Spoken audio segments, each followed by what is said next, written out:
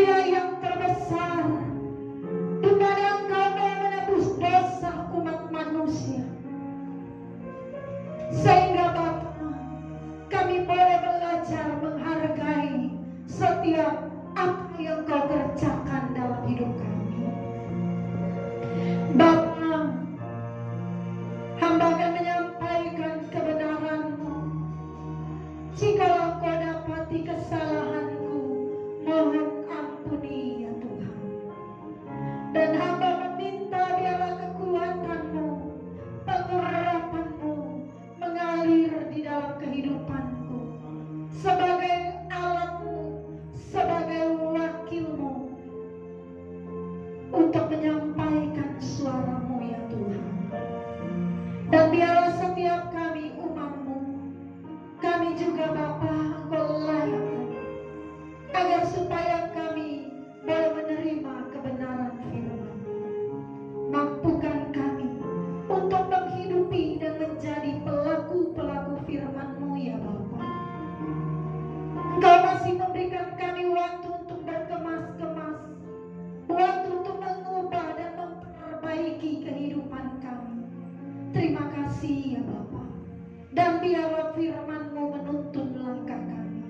Firman-Mu mengajar kami bagaimana kami hidup dalam kebenaran-Mu, bagaimana kami menyukakan hati-Mu.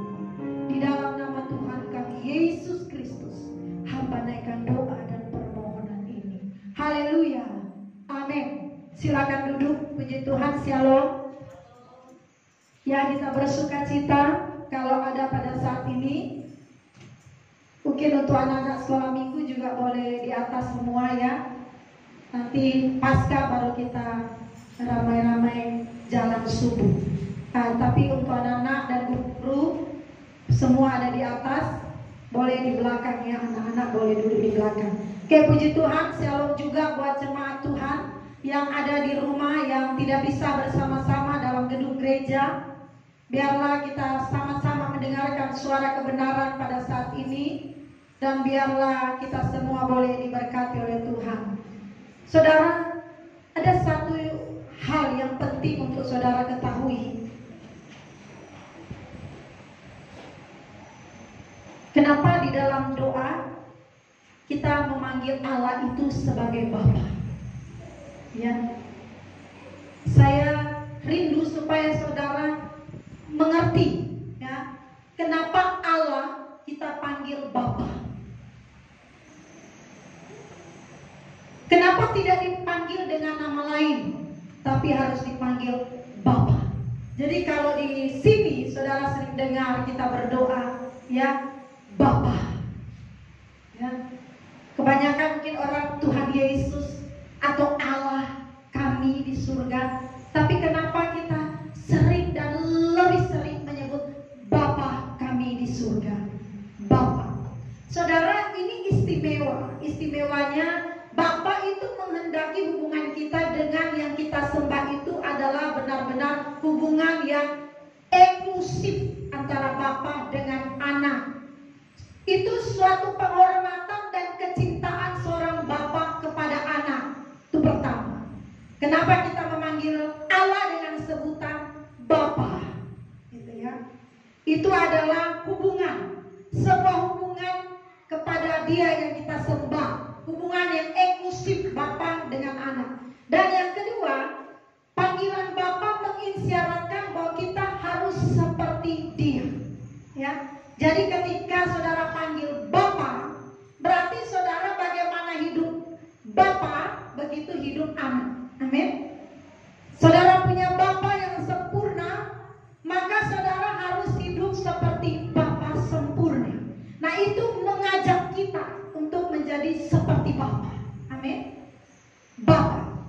Kalau saudara panggil Bapa, berarti ada sebuah hubungan yang sangat istimewa yang terbangun.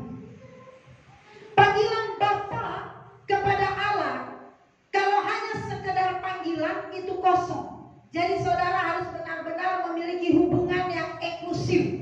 Harus ada isinya. Isinya adalah saudara yang memanggil Dia Bapa, saudara harus hidup seperti Bapa. Amin. Ya. Makanya bapak-bapak yang di sini hati-hati ya.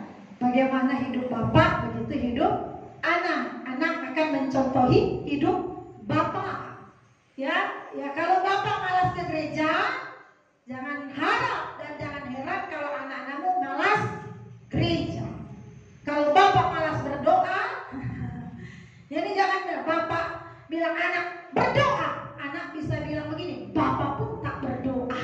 Anak-anak sekarang udah lebih pintar dari kita, ya, sudah lebih cerdas. Jadi melihat teladan bapak. Nah, bapak kita sempurna, amin. Bapak di surga sempurna, hendaklah engkau sempurna seperti bapamu sempurna. Nah, ketika kita memanggil dia Bapa, berarti ada isinya adalah hidup anak-anaknya harus seperti Bapa. Gitu ya. Supaya saudara ketika memanggil Bapa, saudara mengerti, saudara ya. Wah, kenapa enggak panggil Allah atau nama-nama yang lain? Boleh saudara panggil Allah, Bapa ya. Tapi saudara harus ada isinya ketika kita memanggil Bapa. Tidak ada anak yang tidak seperti bapaknya. Bagaimanapun anak harus seperti bapaknya, ya. Anak mewarisi gen bapaknya, amin, ya. Mewarisi gen bapaknya. Jadi kalau Tuhan Yesus mengatakan kamu harus sempurna seperti Bapa, artinya apapun yang saudara lakukan harus sama dengan pikiran dan perasaan Bapa. Ya, ini penting Bapak Ibu. Allah yang benar, bukan hanya Allah yang senang disanjung. Allah gak senang disanjung-sanjung. Saudara mau nyanyi-nyanyi, saudara mau memuji-muji, tapi kalau hidupmu tidak seperti Bapa, itu gak ada artinya, saudara. Jangan saudara pikir Bapak kita gila dipuji. Nah, Bapak kita gak gila dipuji, saudara. Dia gak miskin dengan pujian. Saudara gak bilang dia agung, memang dia sudah agung. Amin. Saudara gak bilang dia mulia, memang dia sudah mulia. Tetapi saudara, bagaimana cara saudara menjadi sempurna? Artinya saudara harus hidup sama pikiran perasaan seperti Bapa. Ya, sehingga ketika saudara memiliki perasaan, pikiran seperti Bapa, maka otomatis pengagunganmu itu mengharumkan Dia. Tapi kalau saudara gak hidup seperti Bapa, jangan saudara pikir, oh Tuhan itu, Bapa itu senang disanjung-sanjung ya loh. Sehingga kalau saudara gak sanjung dia, gak puji dia, kayaknya Bapa jadi miskin. Enggak. Bapa itu sudah agung, sudah mulia, sudah terhormat, saudara. Ya. Tapi kita harus memuji, menyembah dia sebagai ekspresi dari kita mencintai dia. Amin. Ya, jadi artinya apapun yang saudara lakukan harus seperti Bapa. Allah yang benar bukan Allah yang senang disanjung, tetapi sikap hati kita harus seperti Bapa. Kekristenan itu saudara luar biasa. Karena apa saudara? Kalau kita memanggil Allah itu Bapa, maka berarti orang Kristen, orang percaya punya hubungan yang eksklusif dengan Bapa. Amin. Ya tak mungkinlah saudara panggil Papa tetangga, Bapak tetangga. Papa, anak siapa kamu? Ya kan? Oh, tiba-tiba bisa istrinya, kau punya anak di luar ya. Nah, jadi panggilan Bapak itu eksklusif, hubungan Bapak dan anak. Nah, saudara kalau panggil dia Bapak, saudara harus hidup seperti Bapak. Nah, ini aja ya yang saya rindu kasih tahu kepada jemaat Tuhan, supaya saudara lebih dekat dengan Bapak. Amin. Lebih dekat, ada hubungan yang eksklusif. Saudara dikasih Tuhan, hari ini hari yang kita anggap istimewa, ya, kita istimewakan dalam kehidupan kekristenan, kehidupan orang percaya, karena hari ini kita merayakan atau memperingati kematian Yesus Kristus, ya, di mana di sanalah Yesus mengerjakan keselamatan bagi kita. Yesus telah selesai di kayu salib. Nah, dalam pengakuan iman rasuli, saudara kita menyebutkan di sana menderita dalam pemerintahan Pontius Pilatus, disalibkan, mati dan dikuburkan. Saudara harus pahami apa makna dari penderitaan Yesus. Bapak Ibu, kalau saudara memahami, menghayati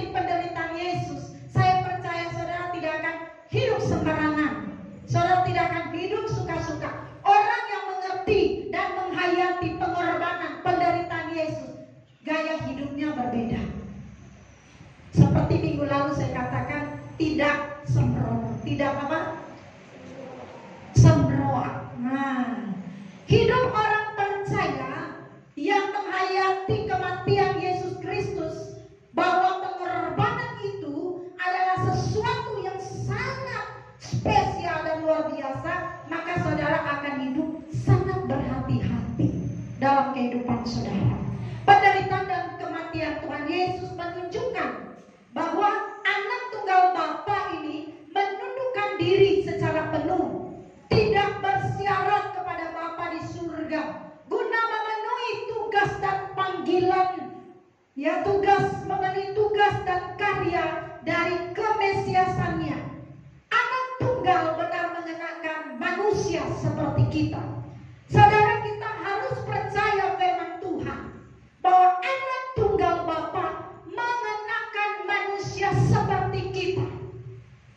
Kalau tidak, saudara tidak akan bisa merasa mustahil mengenakan hidup Yesus. Jadi firman Tuhan dan satu fakta-fakta itu ada, saudara, ya. Anak tunggal Bapa benar-benar mengenakan manusia seperti kita. Itulah sebabnya dikatakan firman itu telah menjadi daging. Artinya berkeadaan seperti kita. Firman Tuhan katakan bahwa firman itu telah menjadi daging. Artinya saudara, anak tunggal Bapa benar-benar berkeadaan seperti kita. Firman itu telah menjadi daging. Anak tunggal Bapa itu berarti benar-benar dalam daging. Ya. Dengan demikian, ia dapat memikul dosa yang dilakukan oleh daging. Kalau anak tunggal Bapa, ya, atau firman itu tidak menjadi daging, dia tidak akan bisa memikul dosa-dosa kita. Ya, dosa yang dilakukan oleh daging. Karena dosa dilakukan oleh daging, maka hukuman harus ditimpakan kepada daging. Ngerti ya?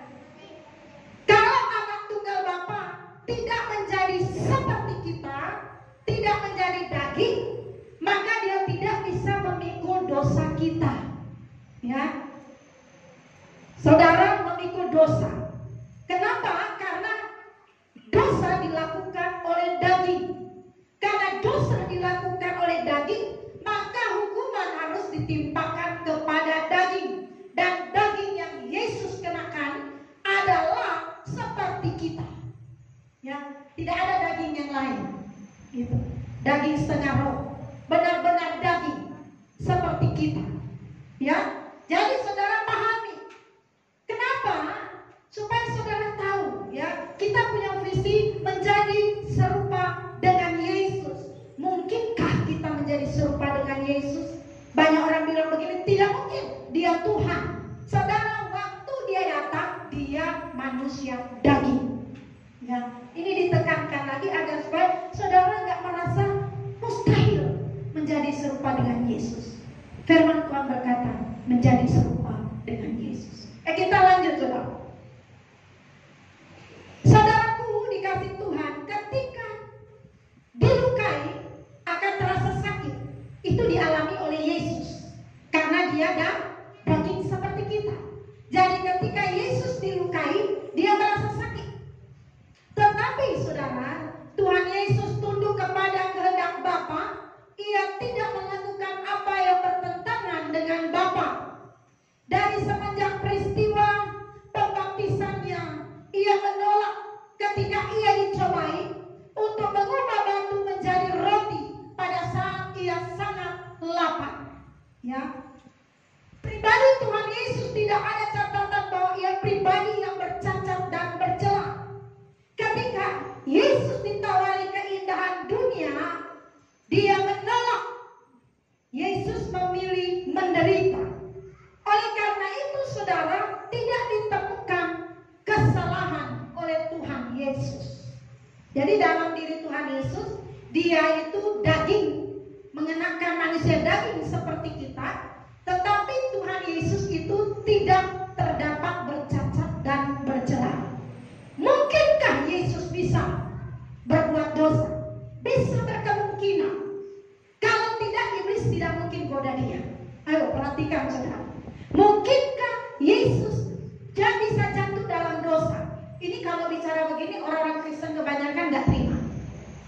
Mereka nggak setuju.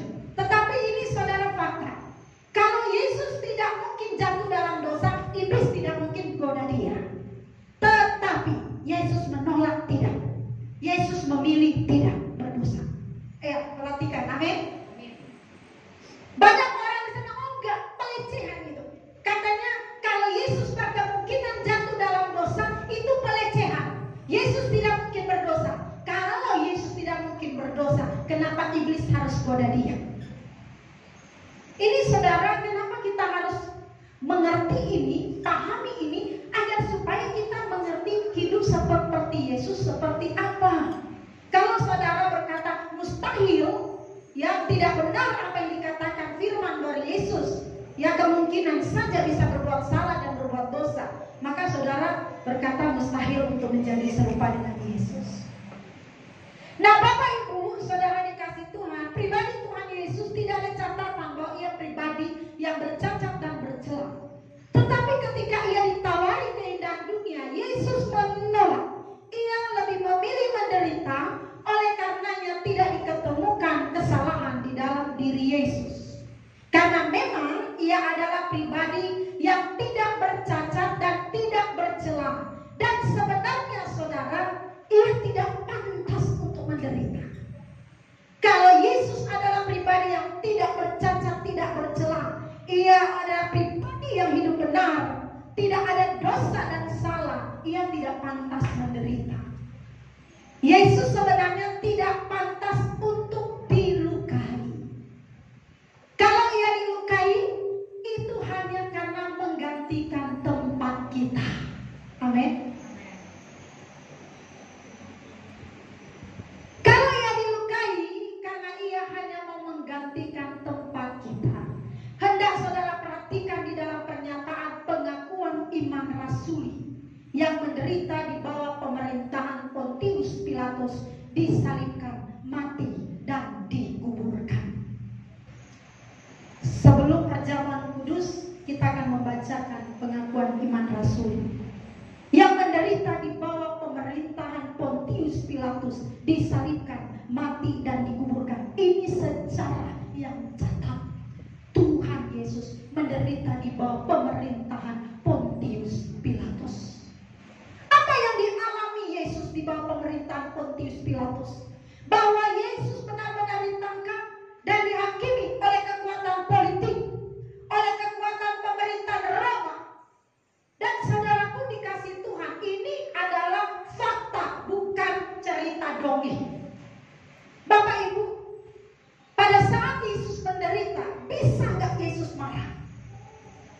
Bisa. Orang dikatakan dia seperti kita kok. Ya kan? Bisa nggak Yesus marah? Bisa. Kenapa? Karena Yesus ditangkap seperti pencuri. Ia ditangkap oleh orang-orang kafir. Sedangkan dia tidak berbuat salah. Kenapa harus ditangkap oleh orang-orang kafir? Bisa dia marah sebenarnya. Tapi Yesus tidak memilih untuk marah. Orang-orang Roma bersama para pemuka-pemuka agama, mereka menangkap Yesus. Bisakah Yesus memanggil malaikat pada saat itu? Bisa, saudara.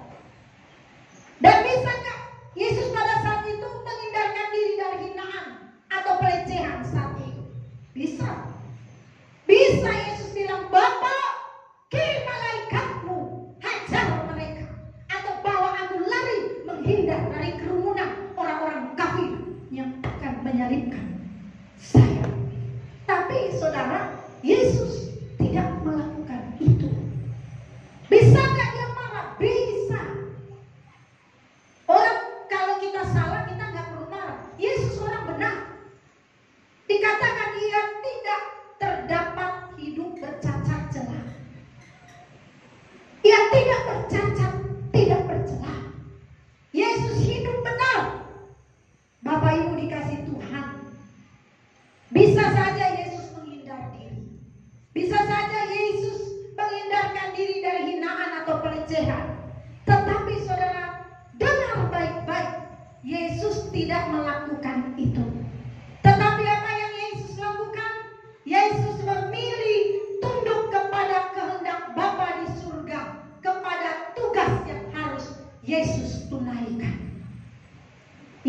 memilih tunduk. Kalau Yesus tidak tunduk, selesai semua.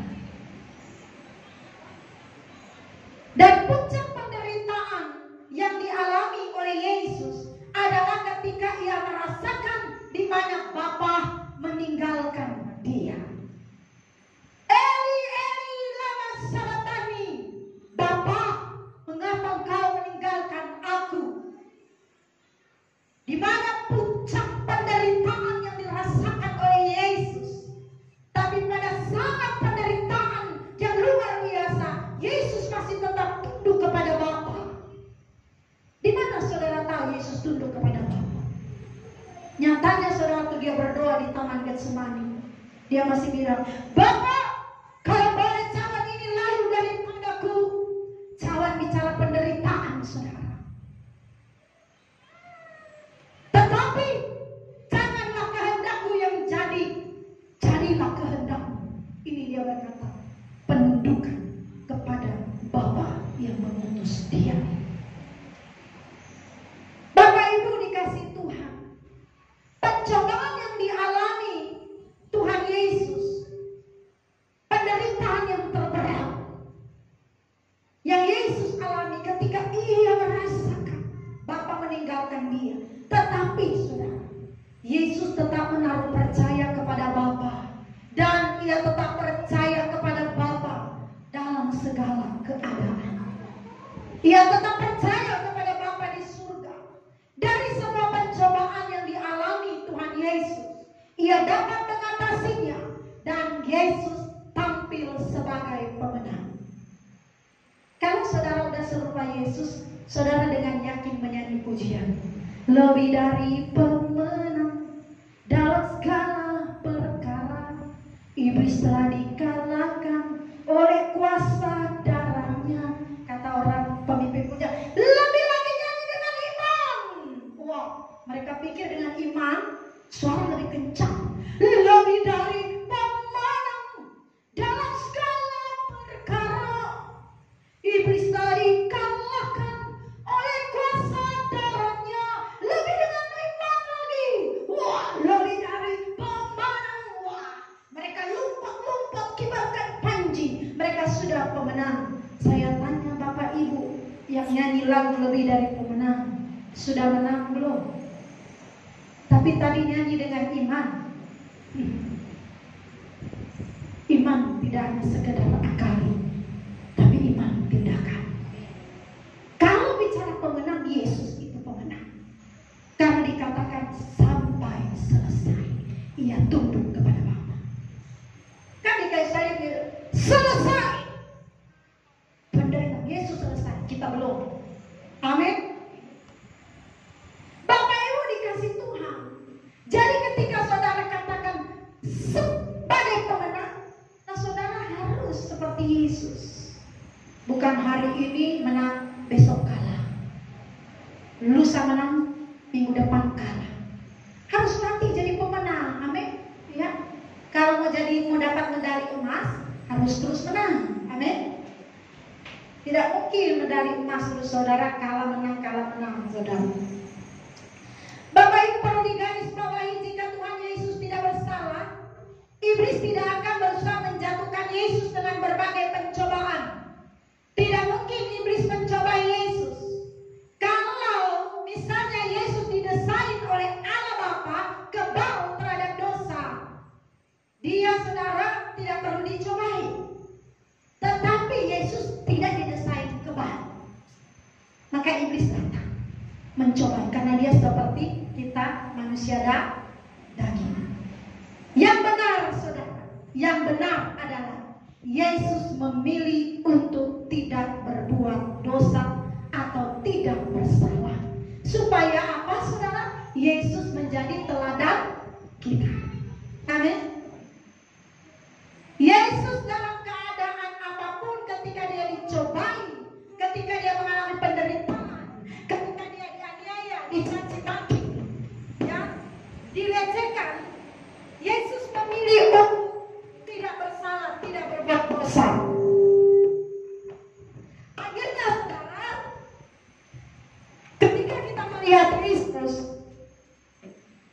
maka ia menjadi berbuat dosa? Kenapa Yesus memilih untuk tidak bersalah? Supaya dia menjadi teladan kita. Setuju? Amin. Saudara bangga punya teladan seperti Yesus? Kalau Tuhan Yesus berkata, seperti aku menang, kamu juga harus menang. Kalau menangnya Yesus didesain oleh Allah, ia ditempatkan pada keadaan tidak bisa salah atau tidak bisa kalah, maka tidak akan ada ayat yang mengajarkan kepada kita untuk mengikut jejaknya dan untuk hidup serupa dengan dia. Jika Yesus didesain untuk tidak bersalah atau tidak gagal melakukan kehendak Bapa, Yesus tidak perlu berdoa dengan ratap tangis, atau Yesus tidak perlu menyatakan ia sungguh-sungguh mengalami suatu tekanan sehingga peluhnya sampai seperti tetesan darah. Ini berarti saudara, suatu pergumulan yang dihadapi oleh Tuhan Yesus, bahwa benar-benar sebuah fakta penderitaan Yesus ini bukan sebuah sandiwara. Ia benar-benar menderita, bahkan sampai mati di kayu salib.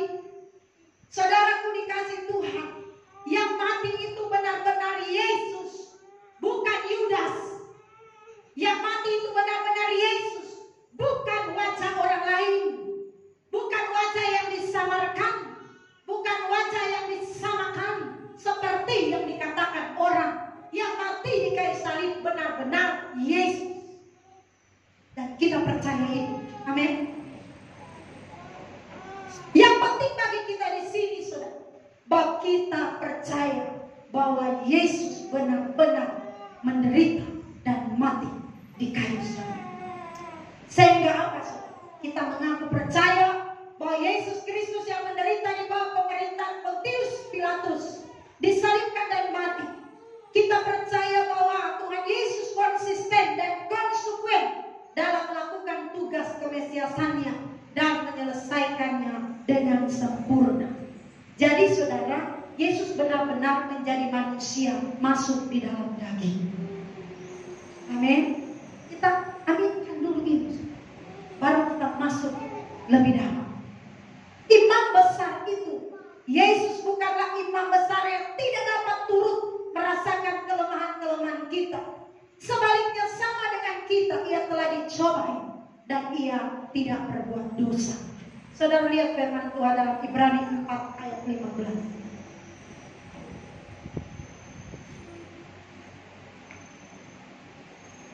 Ada yang dapat tolong dibaca? Ibrani 4 ayat 15.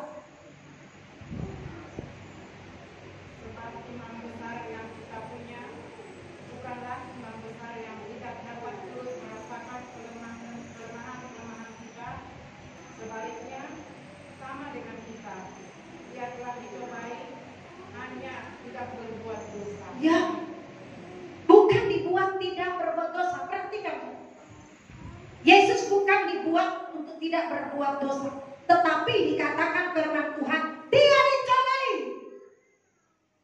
Yesus dicobai dan ia tidak berbuat dosa. Kita dicobai dan jawab sendiri. Kita dicobai dalam berbuat dosa, betul atau benar? Yesus dicobai dalam tidak berbuat dosa, itu firman. Artinya dia manusia daging seperti kita, tetapi dia dicobai dan tidak berbuat dosa. Berarti bisa berbuat dosa. Karena saudara, saya pernah layani orang begitu. Kita harus menjadi seperti Yesus. Apa dia jawab? Tidak mungkin ibu pendeta, Yesus Tuhan, sedangkan kita manusia. Tidak bisa manusia seperti Tuhan. Bukan saudara keilahiannya, tetapi karakternya. Kita harus seperti Yesus. Amin. Hidup benar seperti Yesus. Orang berkata tidak mungkin, kita manusia berdosa, tidak mungkin seperti Yesus. Saudaraku dikasih Tuhan, dikatakan firman telah datang menjadi manusia, daging seperti kita, anak tunggal Bapa, berada di dalam daging seperti kita. Dan dikatakan firman Tuhan, dia bukanlah imam besar yang tidak dapat merasakan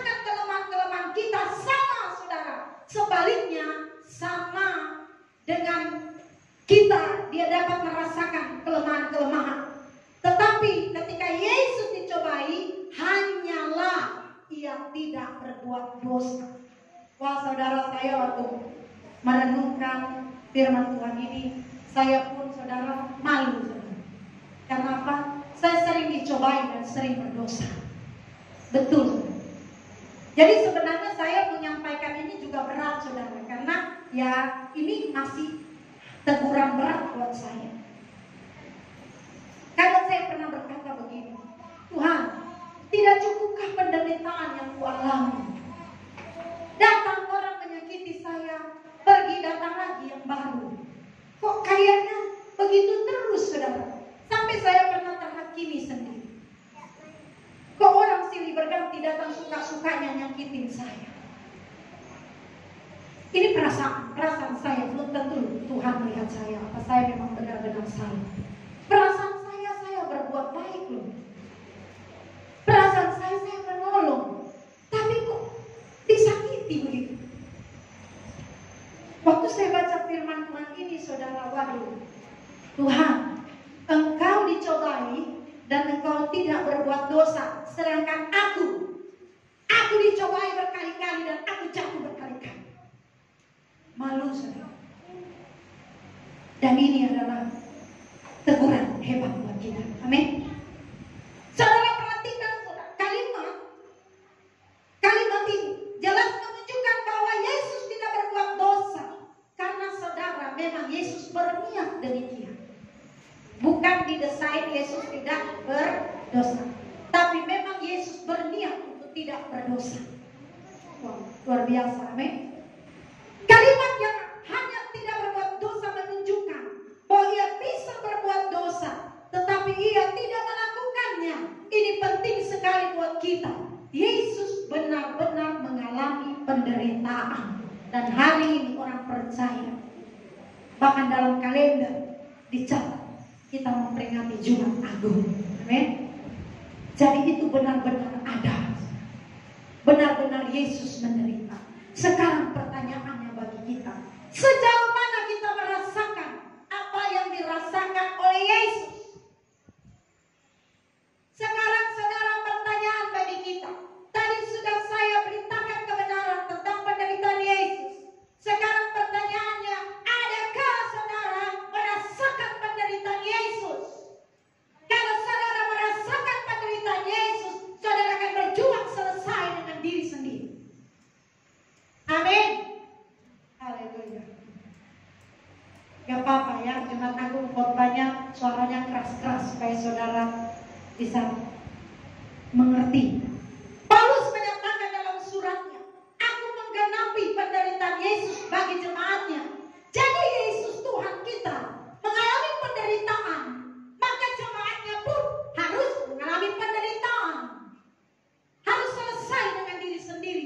Kalau saudara tidak selesai dengan diri sendiri, saudara tidak bisa melakukan kehendak Bapa. Tidak bisa. Kalau saudara tidak berjuang selesai dengan diri sendiri, semua di depan ini performance saudara ini semua kemunafikan, kebohongan. Song leader, singers, pemain musik, penari tamborin, kalau Anda tidak belajar selesai terhadap dirimu sendiri, maka semua pelayanan adalah kemunafikan, kebohongan. Maka saudara, ini tuntutan besar bagi orang percaya. Amin. Saudara, kalau tak selesai dengan diri saudara, saudara tidak mungkin melakukan kehendak Bapa. Orang yang melakukan kehendak Bapa itu sudah selesai dengan dirinya. Bagaimana saudara melakukan kehendak Bapa kalau belum selesai dengan diri saudara? Masih mudah tersakiti. Ya saudara, orang yang masih belum selesai mudah tersakiti. Gimana saudara mau melayani jiwa-jiwa yang keras kepala, tegak tengkuk? Saudara mau melayani mereka, terus saudara dimaki sedikit langsung kupalas nanti kan. Tunggu kan. Ini tidak bisa melayani Bapa kalau belum selesai, betul? Kita disinggung sedikit, tunggu, ya, mata ganti mata, gigi ganti gigi. Kau singgung aku, ku singgung kau. Kau gigit aku, ku gigit kau. Ini setan, bukan manusia, Allah. Amin. Bukan anak Allah. bersyukurlah kalau kita diproses. Amin. Karena dari situ kita belajar selesai dengan diri sendiri. Tambah hari, tambah cinta Yesus. Kalau saudara sudah tidak lagi tersinggung, Anda selesai. Karena saudara, saya background penginjil sebelum jadi gembala. Melayani di jalan-jalan, ketuk rumah orang, beritakan Yesus. Kalau orang nggak mau terima Yesus, siapa itu Yesus? Terus saudara pulang bawa golok gitu, saudara nggak akan bisa menyelamatkan jiwanya. Yang ada, saudara menjadi batu sandungan, seperti Ahmad Gandhi.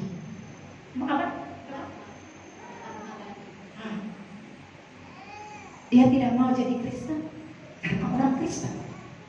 Nah, kalau saudara nggak selesai dengan diri sendiri, repot saudara. Jiwa-jiwa yang kita layani, saudara. Itu yang saya katakan tadi. Kita berbuat baik belum tentu dibalas baik, saudara. Orang yang berbuat baik jangan berharap saudara akan dibalas baik, belum tentu. Kebanyakan survei membuktikan justru orang baik sering tersakiti. Halo? Survei, orang baik sering tersakiti. Sampai ada orang dunia bilang begini katanya, hanya pohon yang berbuah yang dilempari batu. Itu kata orang, betul? Kalau pohon yang ada buah, apa yang saudara lempari? Burung terkukur, jatuh deh. Hanya buah, orang pohon yang buah, apalagi kalau buahnya manis, aduh. Itu mangga di rumah itu di Malinafir sering diincar maling, sering aku dilempar batu mana. Kenapa? Orang enak buahnya, nggak mungkin lah buah asam orang berusaha lempar. Orang asam biar dia busuk sana, atau buah busuk baru orang ambil. Hanya buah manis, buah enak, buah yang bisa dimakan, yang dilempar pakai batu. Itu yang itu kata orang.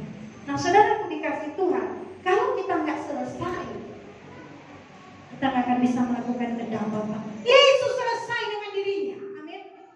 Tak ada lagi yang dia ingini, saudara. Saya ketika orang caci maki, dia tidak membalas dengan caci maki. Ketika orang memukul, dia tidak balas memukul. Yesus selesai. Lebih memilih menderita. Kalau tidak, saya dan saudara tidak akan bisa diselamatkan. Amin. Nah, ini dia peragakan hidup seperti Yesus. Tak gampang, saudara. Saya pun yang memberitakan ini, saudara, bukan berarti saya sudah selesai. Masih berjuang, Bapak Ibu. Tapi setidaknya kita belajar sama-sama. Amin. Saudara, Yesus Tuhan kita mengalami penderitaan. Jemaatnya pun harus mengalami penderitaan. Paulus juga mengalami penderitaan bagi jemaatnya. Yesus tidak mungkin mengalami penderitaan lagi. Yesus sudah cukup mengalami penderitaan itu, menanggung penderitaan itu. Sekarang jemaat Tuhan yang harus memikul, yang harus menderita apa yang dialami oleh Yesus. Sekarang kita harus alami demi melakukan kehendak Bapa. Ketika kita berdoa, doa kita dijawab dan tidak pernah mengecewakan. Artinya apa yang kita ingini selalu dikabulkan. Maka kita mengatakan kita selesai, itu belum. Tetapi ketika kita mengalami sesuatu yang tidak enak, kita mengalami penderitaan, terus kita tidak bereaksi yang buruk, maka kita selesai dengan diri kita. Tuhan Yesus berkata, jikalau boleh cawan ini lalu daripadaku, tetapi Bapa tidak mengabulkan. Karena Yesus sendiri berkata, kehendakku, jangan kehendakku yang jadi, tapi kehendakmu. Yesus, saudara, sebenarnya punya keinginan, tetapi ia tidak memaksakan keinginannya dikabulkan. Perhatikan, kalau boleh, ada keinginan? Bapa, kalau boleh, jangan ini lalu daripadaku. Ada keinginan dari Yesus, kalau boleh penderitaan itu jangan dialami. Tetapi saudara, Yesus berkata, tapi jangan kehendakku yang jadi, tapi kehendakmu yang jadi. Artinya apa? Yesus punya keinginan, tapi tidak memaksakan keinginannya. Kalau saudara tidak dikabulkan doanya, apa yang saudara alami? Ngambek tidak ke gereja? Ngambek sama gembala? Tapi Yesus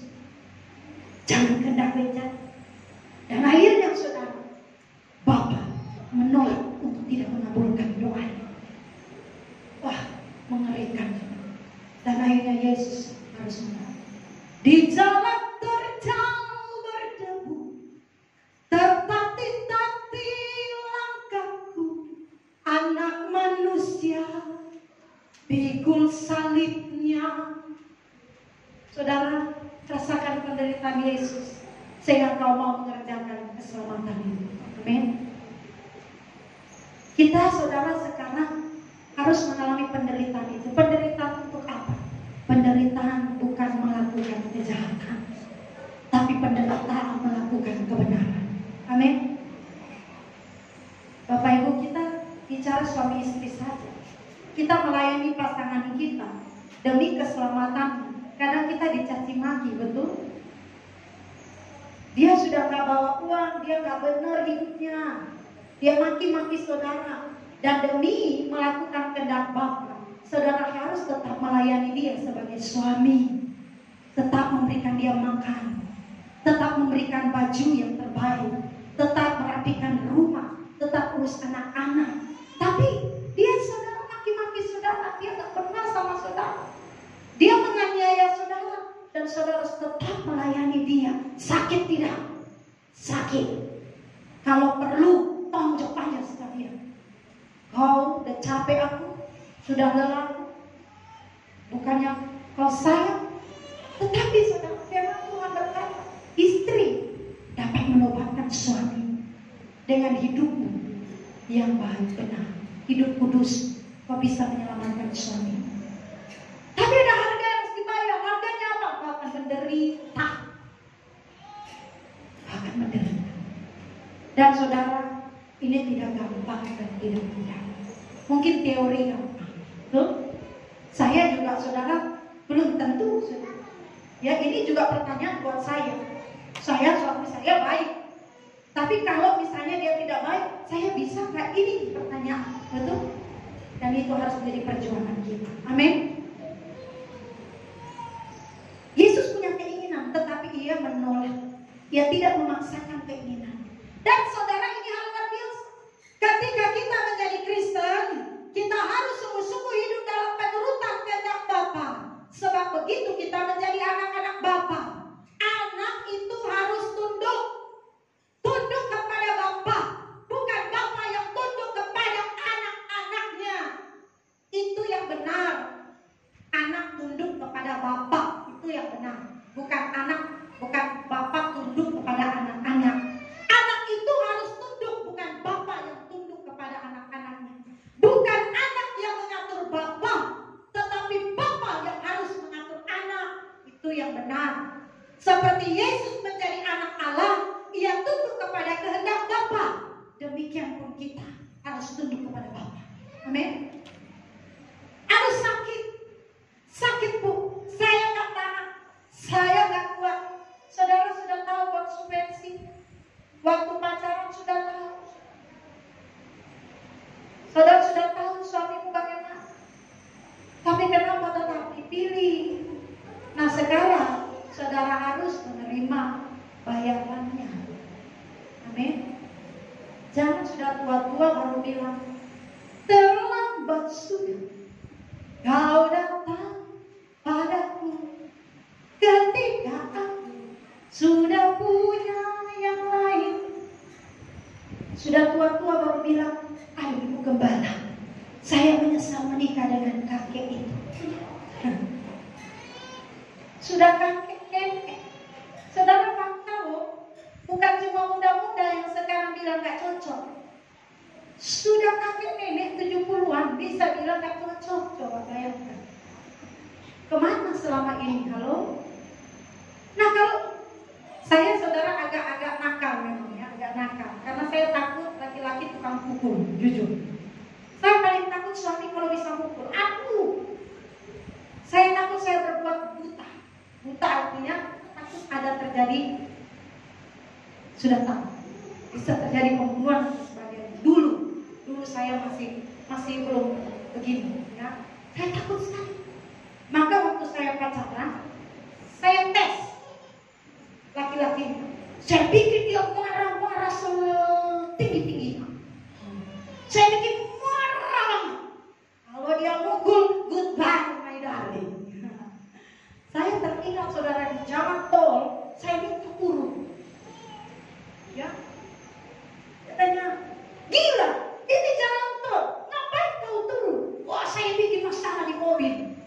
Saya kacau bos, tapi itu mati, kita mau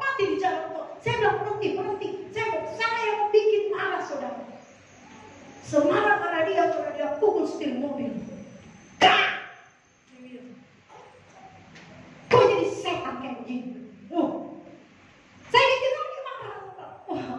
Saya mau lihat setelah ini soalnya sudah dekat menikah. Kalau dia pukul saya batalin. Saya takut sekarang. Saya ngebayangin di sini bonyok. Laki-laki itu kalau mukul ya tenaganya Bapak aja pernah sayang, sakit itu. Masa sayang sakit? Karena tangan bapak ini berapa kilo ini? Mukul.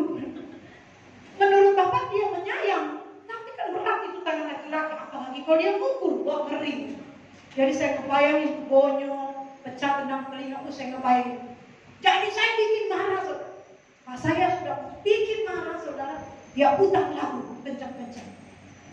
Oleh darah anak domba, iblis dikalahkan. Kok bilang aku iblis ya? Wah, dia terus nyanyi terus. Dia bilang, gak capek juga iblis disambungin, katanya. Dia nyanyi, gak marah, saudara. Dan akhirnya saya memutuskan, inilah yang akan menjadi suami. Artinya dia memilih untuk tidak memukul, tidak marah. Nah, saudara pun dikasih Tuhan.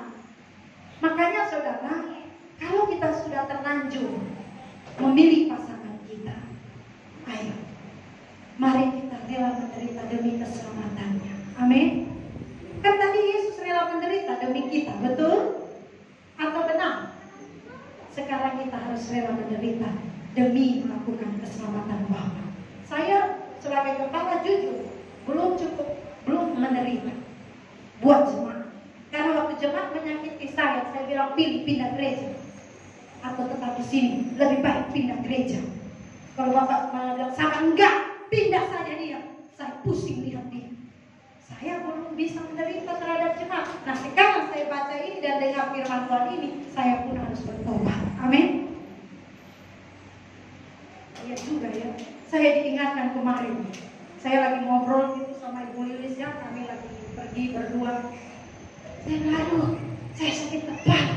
Saya cek, Ibu Lilis, ingat nggak Bu, katanya, nanti ada nama itu yang lain.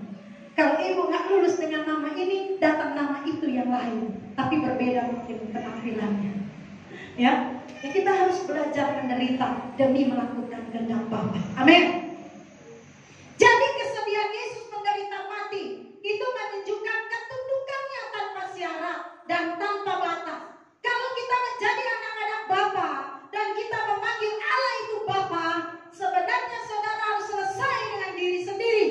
Tapi saudara, kita belum selesai dengan Tuhan. Amin. Kita harus selesai dengan diri sendiri, tapi kita belum selesai dengan Tuhan. Amin. Belum selesai dengan Tuhan itu apa, saudara? Melakukan kehendak Bapa. Ya, belum selesai. Terima kasih.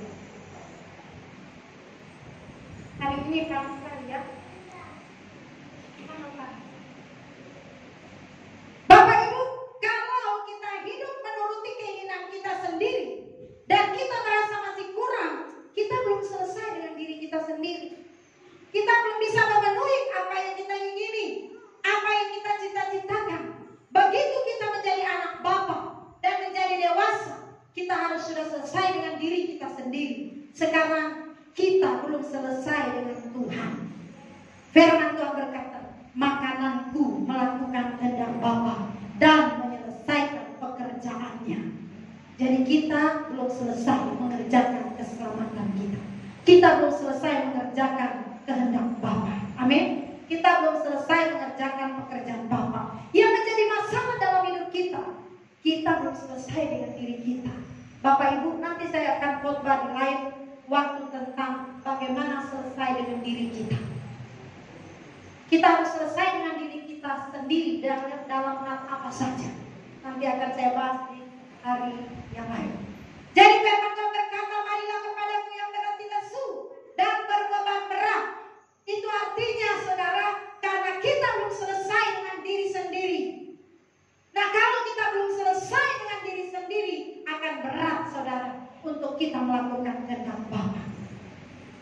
Kita harus merasa cukup, kita harus merasa puas. Kalau kita masih belum merasa cukup, kita belum merasa puas, kalau kita masih merasa terlukai, berarti orang tersebut belum selesai dengan diri sendiri. Kita harus menjadi seperti Yesus. Amin. Yesus selesai. Sehingga saudara, tidak ada yang dapat melukai Yesus. Selesai kok dia. Kenapa kita sering terluka? Kita belum selesai. Kenapa kita sering tersinggung? Kita belum selesai dengan diri sendiri. Kalau kita katakan makananku adalah melakukan kehendak Bapa, berarti kita selesai. Tak ada yang kuingini, ya, tak ada yang kita ingini di dunia ini. Bapak Ibu Saudara, ini sangat meneguhkan kita.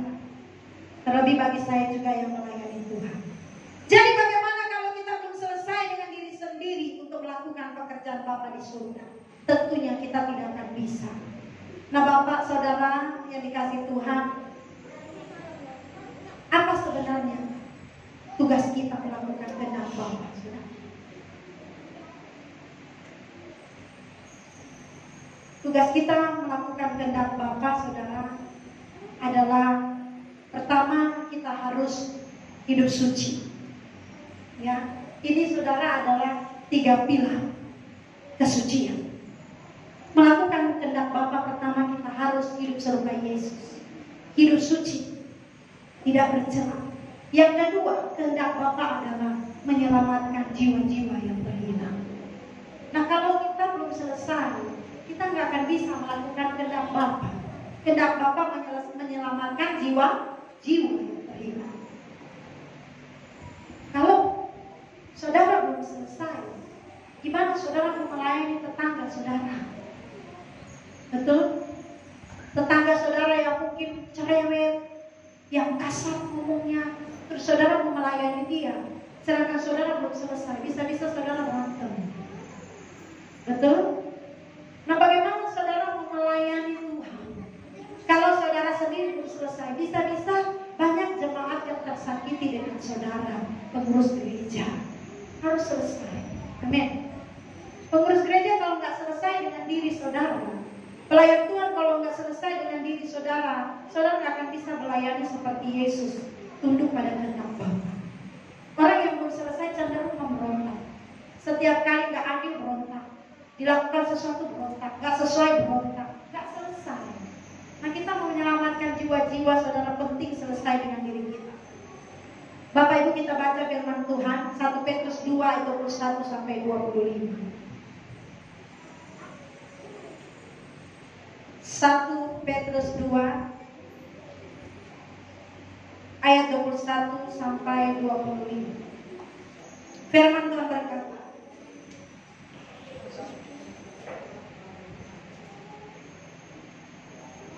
Petrus 1 ayat 21, 1 Petrus 2 ayat 21 sampai 25. Sebab untuk itulah kamu dipanggil, karena Kristus pun telah menderita untuk kamu dan telah meninggalkan teladan bagimu, supaya kamu mengikuti jejaknya. Perhatikan, Yesus meninggalkan teladan dan kita harus mengikuti jejaknya. Ia tidak berbuat dosa dan tipu tidak ada dalam mulutnya. Ketika ia dicaci maki, ia tidak membalas dengan mencaci maki. Ketika ia menderita, ia tidak mengancam, tetapi ia menyerahkan kepada Dia yang menghakimi dengan adil. Ia sendiri telah memikul dosa kita di dalam tubuhnya di kayu salib, supaya kita yang telah mati terhadap dosa hidup untuk kebenaran. Oleh bilur-bilurnya kamu telah sembuh. Sebab dahulu kamu sesat seperti domba, tetapi sekarang kamu telah kembali kepada gembala dan pemelihara jiwa. Saudara, ini bicara kita mengikut jejak Yesus, teladan Yesus. Mengenai oleh bilur-bilurnya kita disembuhkan. Ini bukan bicara kesembuhan fisik, tetapi artinya saudara, oleh penderitaan Yesus kamu dimungkinkan ikut jejaknya, hidup seperti Dia hidup, maka kamu sembuh. Hidupmu sembuh, bebas, merdeka dari dosa. Bapak Ibu dikasih Tuhan, kalau Tuhan Yesus harus melepaskan kemuliaan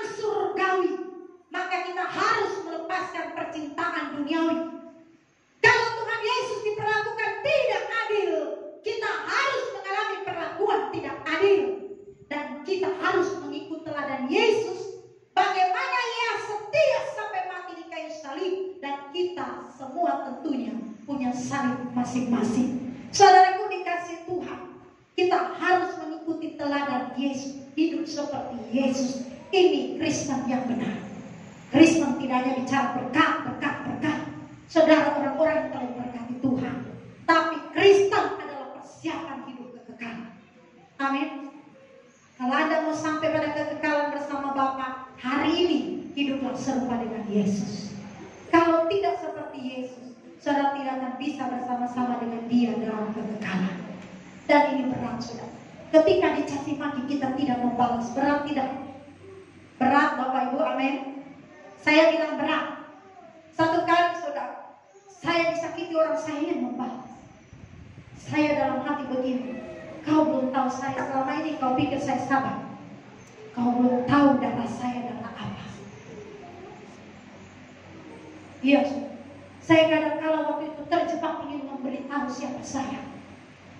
Saya rasanya capek mengalah terus. Saya capek terus, sabar terus. Dan satu kali saya berkeinginan begitu, saya berdoa,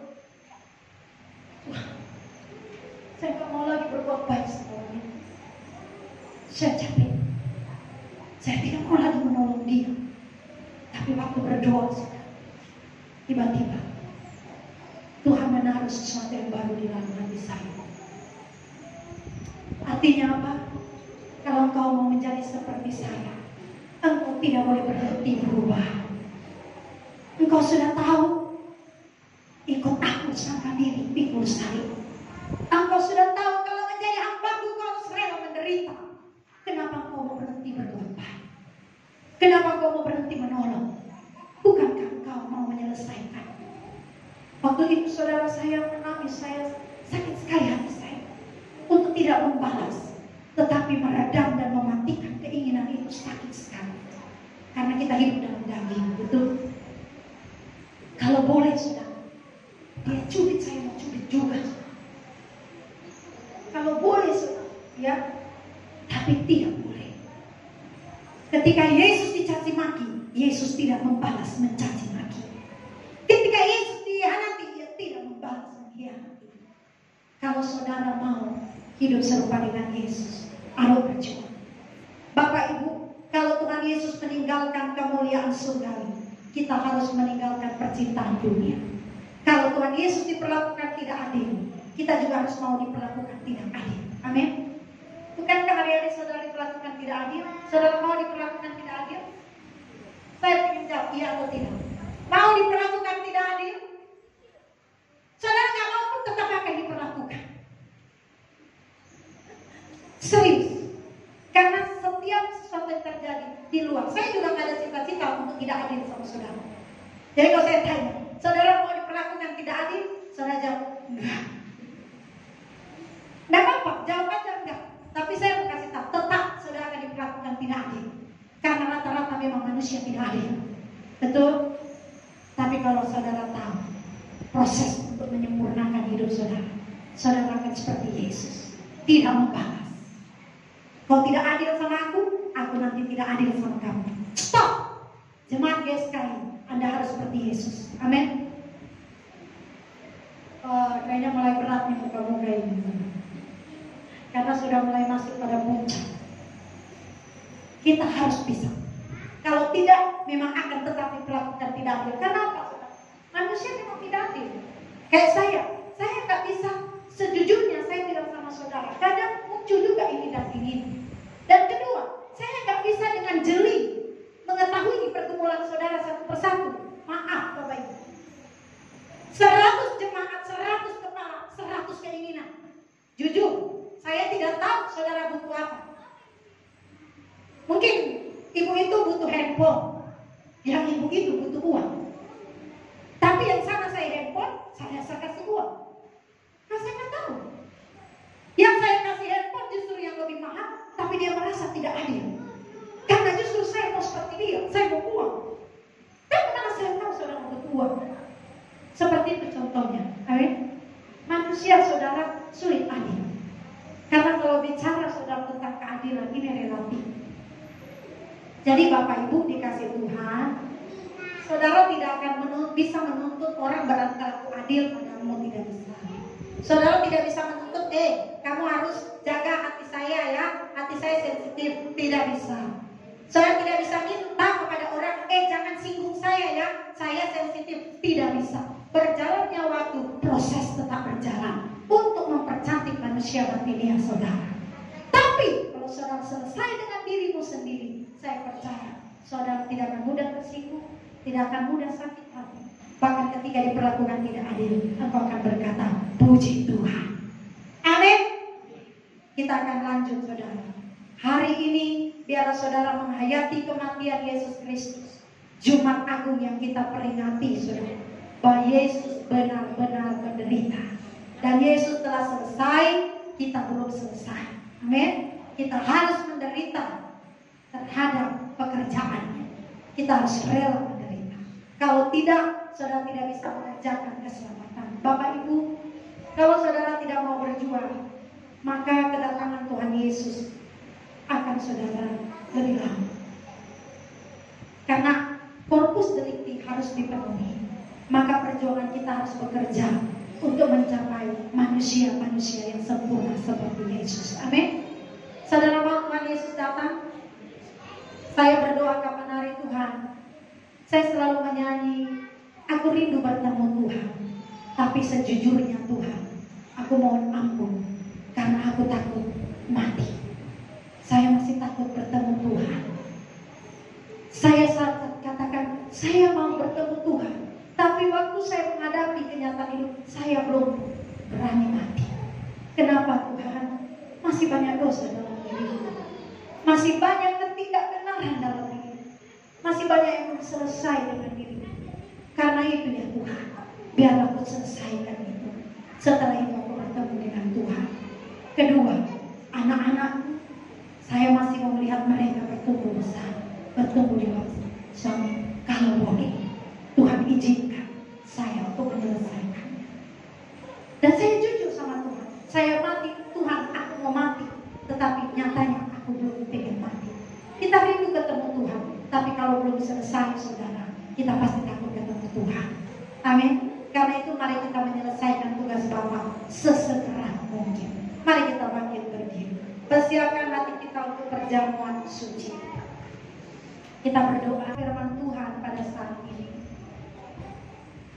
Bapa, ampuni kalau kami belum bisa merasakan penderitaan yang kau rasakan, yang kau alami. Ampuni kalau kami belum berjuang mengenakan kehidupan Tuhan Yesus. Ampuni kami.